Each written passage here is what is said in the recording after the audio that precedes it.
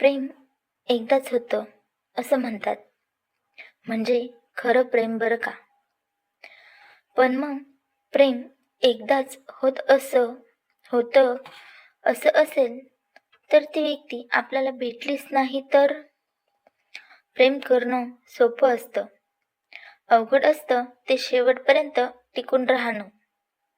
आपण प्रेमात पडतो तेव्हा आपल्याला ती व्यक्ती आणि तो असे दोघेच दिसत असतात. पण खऱ्या आयुष्यात मात्र फक्त प्रेम असून चालत नाही, लढावं लागतं. कुणाशी? चला तर बघू एक अशीच मराठी लव्ह स्टोरी. ही प्रेमाची गोष्ट आहे, पहिल्या प्रेमाची. जे पाहिलं प्रेम विसरणं प्रत्येकासाठी अवघड असतं. पण काही गोष्टी देव आणि नशीब यावर अवलंबून असतात. सकाळचे 8:30 वाजले तशी आईने संजयला जोरात हाक मारून उठवले. संजय अजूनही झोपेतच होता, कारण एकतर रात्री झोप पूर्ण झालेली नव्हती. पण तशी संजयची स्वारी आज खुश होती, कारण आज संजयचा कॉलेजचा पहिला दिवस होता आणि 10 वाजेपर्यंत त्याला कॉलेजला पोहोचायचे होते. त्याने लवकर आवरले आणि आईच्या पाया पडून संजय आदित्यच्या घरी पोहोचला. आदित्य म्हणजे आदी, संजयचा जिगरी मित्र. संजय आणि आदित्य दोघांनाही एकाच कॉलेजला ॲडमिशन मिळाली होती आणि लहानपणापासून दोघे एकाच क्लासमध्ये होते. आधीही संजयची वाट पाहत होता. शेवटी त्यालाही कधी एकदा कॉलेजला जाईल असं झालं होतं. अखेर दोघे बाईकवरून कॉलेजला पोहोचले. पहिला दिवस असल्याने दोघांनाही कॉलेजचे कॅम्पस बघण्यात 1 तास गेला. नोटीस बोर्डवर क्लास नंबर बघून दोघे क्लास बघायला गेले खरे, पण एवढ्या मोठ्या कॉलेजचा पहिलाच दिवस असल्याने दोघांचाही जरासा गोंधळ उडालेला होता. शेवटी कसा तरी क्लास सापडला आणि दोघे क्लासच्या दरवाजाजवळ पोहोचले. मे आय कम इन सर, असे संजयने विचारले आणि दोघे क्लासमध्ये पोहोचले. क्लास संपल्यावर हळूहळू बाकीच्या मुलांशी दोघांचीही ओळख झाली. असेच 4-5 दिवस कसे गेले दोघांनाही कळले नाही. आज आधीला एक मुलगी दिसली. आधीच्या स्वप्नातली परीच ती. पहिल्याच नजरेत आधीला ती भावली. मग काय, संजयने आपल्या वहिनीची सगळी माहिती काढली आणि तिचे नाव प्रिया असल्याचं समजलं.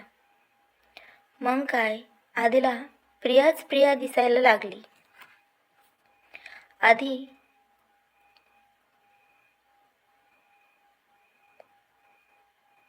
आधीने इंस्टाग्रामला प्रियाला रिक्वेस्ट पाठवली खरी, पण 1 आठवडा झाला तरी तिचा प्रतिसाद आलेला नव्हता.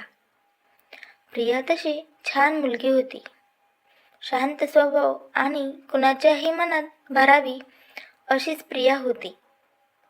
आणि शेवटी इन्स्टावर प्रियाचा रिप्लाय आला. आदी आणि प्रिया आता मेसेजवर बोलायला लागली. मग व्हॉट्सअपवर बोलणं सुरू झालं आणि मग एक दिवस आधीने तिला प्रपोज केलं. आधीचा स्वभाव पण प्रियाला आवडायला लागला, म्हणून तिनेही आधीला होकार दिला. कॉलेजला पहिल्याच वर्षी दोघांचं जुळून आलं होतं. मग काय, दररोज कॅन्टीनवर कोल्ड कॉफी तर कधी क्लास बुडून गार्डनमध्ये फिरायला जाणं, असं सगळं सुरू झालं.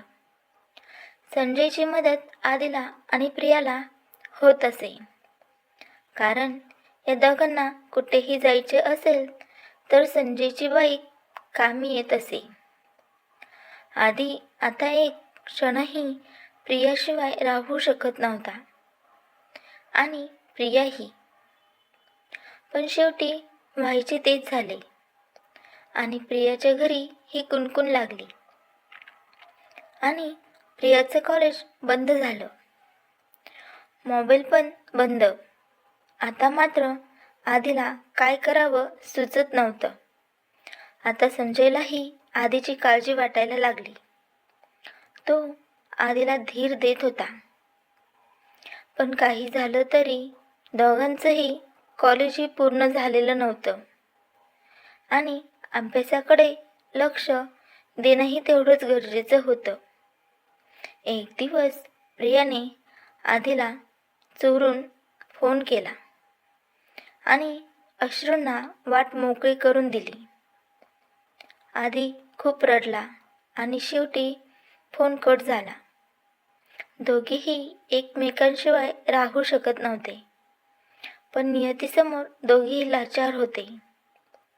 संजयने आधीला सांभाळून घेतले आणि आता आधीने अभ्यासावर लक्ष केंद्रित केलं.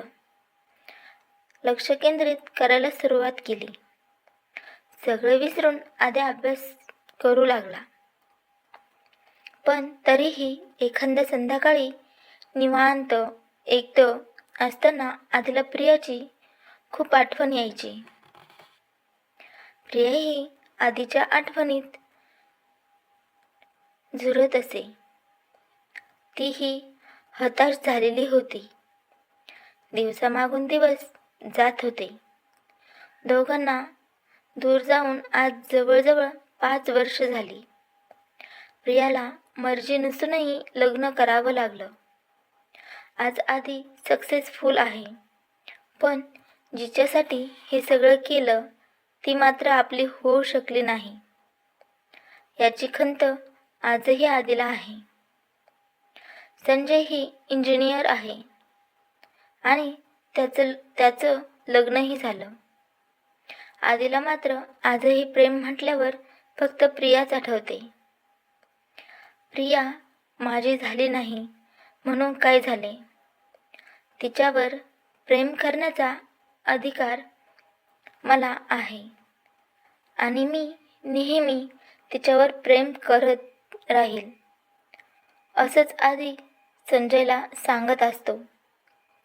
शेवटी म्हणतात ना, प्रेम म्हणजे प्रेमच असतं. कथा आवडल्यास लाईक अँड सबस्क्राईब नक्की करा. थँक्यू.